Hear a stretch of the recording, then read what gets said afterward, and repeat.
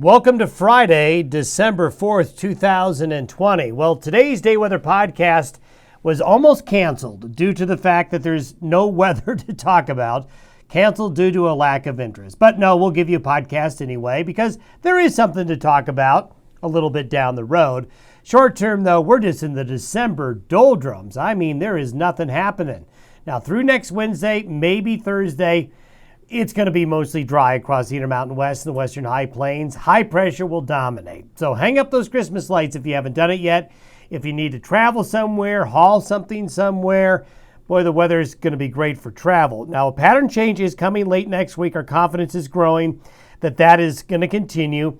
We always thought around December 10th and after is where those things will change. And we're sticking to that December 10th and that date. And then afterwards, things get more active as signals continue to come in that a colder, more active weather pattern is going to come into the Rockies and Western High Plains during the second half of December.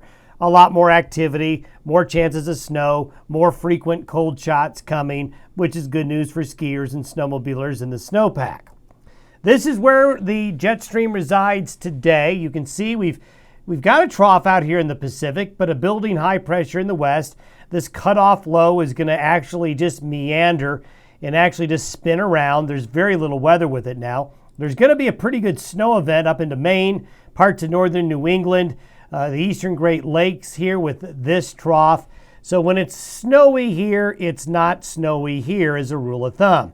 Now you see this guy here, he looks pretty impressive, but he hits this high pressure ridge and basically falls apart. This is for Saturday morning, but look what happens. By Monday, this is what's left of this guy here. So it basically comes in, falls apart, spins around Nevada. It actually will drift this way. There's going to be very little rain or snow with that system. And you can see that the basic pattern is high pressure, even though we've got a low stuck under it. But this guy is going to wander around, really not do anything. And we're going to be in a pattern this weekend into early next week where there really won't even be much wind around the Intermountain West and the Western High Plains. Low pressure remains in the Great Lakes and the New England into Monday. So that's going to leave us under this broad protective ridge of high pressure. But you can see up here, we've got a lot of blue. We've got a trough up there, and things begin to change. Look at that change from Monday to Thursday. Monday, Thursday. High pressure builds into the Gulf of Alaska. The door opens to Canada. The trough is gone in the east. So with that trough gone in the east, that means the trough will want to form in the west. So as we get into Thursday and Friday, here comes colder, moist Pacific air into the Intermountain West. And by Saturday, we've got some computer models showing a pretty impressive four corners low. Now, a lot of question marks. Don't take this to heart if this is exactly what will develop. But what we're showing you is the trends. In long-range weather forecasting, trend is your friend. The trend by late next week and next weekend will be colder. The trend also means possibly some better chances of snow and colder weather. If we were to look at temperatures relative to average by next Saturday, look at all the green and the blue and the purple.